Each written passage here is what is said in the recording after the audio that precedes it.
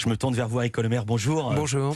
Et je me tourne vers vous, Rémi Bénichou, bonjour. Bonjour. Tout à fait autre chose, vous êtes les réalisateurs de ce documentaire qui passe ce soir à 20h50 sur Arte. Je dis 20h50 parce que c'est à l'heure Arte, il n'y a pas de pub. Le célibat des prêtres, le calvaire de l'Église.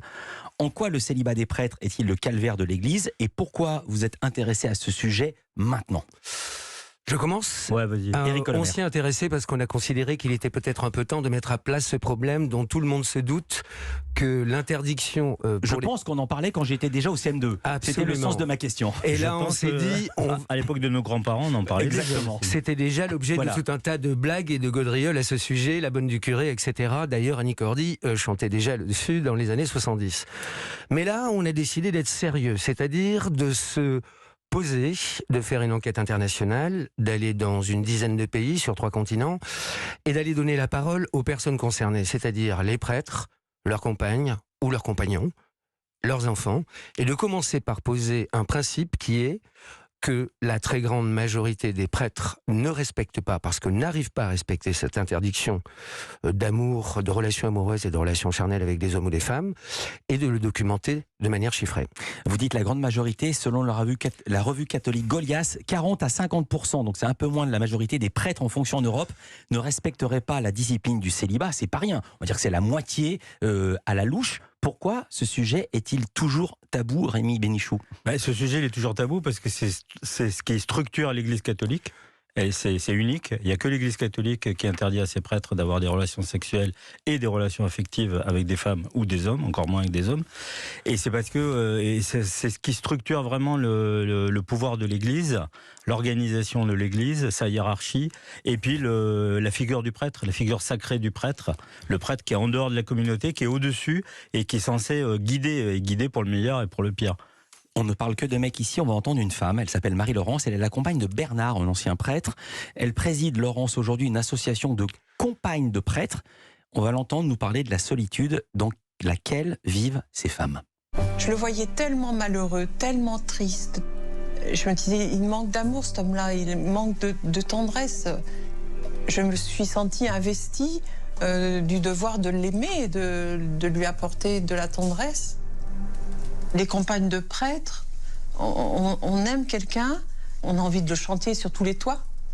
Là, non, il faut se taire. Il faut tout garder en soi. Il faut que rien ne se voie, rien ne se sache. Et l'on vit comme suspendu à ce prêtre. On est dans une solitude abyssale.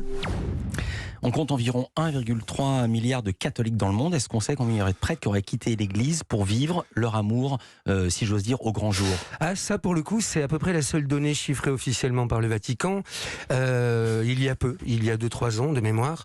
Le grand patron des 414 000 prêtres dans le monde, le préfet de la Congrégation pour le clergé, a avoué que 80% des départs de prêtres aujourd'hui de l'Église catholique universelle étaient motivés par le fait de rejoindre leurs amours ou leurs familles déjà constituées. Ça, c'est la motivation, mais combien sont-ils à quitter l'Église pour cette raison-là ? Alors, si on considère que l'Église catholique universelle a perdu à peu près 50 000 prêtres dans le monde... 70 000 depuis les années 70. 70 000, donc oui, c'est 80% de 70 000. Absolument. C'est pas 72.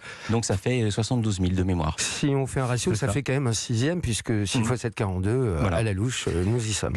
Dans votre enquête, Pierre Bénichou, il y a l'histoire de Pierre... Non, pas Pierre, Rémi. Rémi, pardonnez-moi. Il y a l'histoire de Pierre, j'ai mélangé les deux. Rémi Bénichou, dans votre enquête, il y a l'histoire de Pierre qui abandonne son sacerdoce pour vivre son histoire avec Christine. L'évêque est venu les voir chez eux. Il dit à Pierre d'aller voir un psychologue, comme si tomber amoureux d'une femme était une maladie, et pas qu'un peu. Et vous allez voir de quoi il le menace. On l'écoute raconter cet événement. Il vient un après-midi en semaine. Bon, il s'est assis à la cuisine. J'avais l'heure du micro-ondes qui était juste en face de mes yeux, donc j'ai vu que c'était 16h quand il s'est assis. Et donc je sais qu'il est resté 22 minutes, puisqu'à 16h22, il repartait. Il était très en colère parce que Pierre habitait sur son ancienne paroisse, chez une femme divorcée. Voilà, son discours était de nous culpabiliser. Mon attitude était un scandale. J'aurai à rendre compte devant Dieu de mes actes, Dieu me jugera. Et que moi, j'irai en enfer. Pour moi qui suis croyante, l'enfer, c'est quand même... c'est pas rien. Bon, en des temps anciens, Je pense que j'aurais fini sur le bûcher. On se rend compte dans votre enquête que les évêques sont particulièrement impitoyables. Est-ce que ça s'explique? Comment vous l'expliquez? Alors, ils ne sont pas tous impitoyables comme celui qu'a connu Pierre, mais... On va quand même promettre l'enfer. Oui, celui-là, il était impitoyable, mais je veux dire, ils ne sont pas tous comme ça. Hein. Ils sont en général très durs parce qu'ils veulent garder les prêtres dans l'église, parce qu'il y a une grave pénurie de prêtres, les paroisses sont vides, et puis aussi parce qu'ils ne veulent pas que ça se sache, parce que la morale est en jeu. Éric Colomer, il y a un mot qui revient beaucoup dans la bouche de vos témoins, c'est l'adjectif hypocrite. Oui. Qui sont, de votre point de vue, les plus hypocrites au sein de l'Église? Alors, je dirais que d'une certaine manière, ce sont les conservateurs qui n'ont pas voulu venir dans notre film, puisque nous avons sollicité énormément d'évêques, de prêtres, de théologiens conservateurs qui défendent mordicus la règle du célibat et de la chasteté. Ils nous vendent encore et toujours un prêtre qui est un pur esprit, qui n'a pas besoin d'amour, qui n'a pas besoin de relations charnelles, un prêtre qui est très proche de Dieu, un ministre de Dieu qui est encore sans pulsion, et cela continue à s'accrocher à cette règle dont on sait bien qu'elle n'est pas respectée dans l'immense majorité des cas, et qui produit un mensonge, en fait une sorte de marketing auprès des fidèles d'un prêtre pur esprit, qui est en réalité un homme comme les autres et qui a besoin lui aussi d'amour et de relations sexuelles. Ce qui est très très intéressant dans votre enquête, le célibat des prêtres, on en a beaucoup parlé, mais vous allez plus loin, vous parlez des enfants, la descendance des prêtres. On estime qu'il y a environ 50 000 enfants de prêtres dans le monde, et on va l'entendre avec le cas d'Isabelle, ce sont des enfants qui souffrent énormément de cette situation. Mon père venait le week-end, il venait aux anniversaires, à mes anniversaires, il venait le dimanche après-midi, après la messe. Donc non, il ne restait pas. Au début, il ne restait pas tout le temps. Et après, au fur et à mesure que les années sont passées, des fois, il restait aussi le soir. Quand on était dans l'intimité, je l'appelais papa, il m'appelait Isabelle par mon prénom.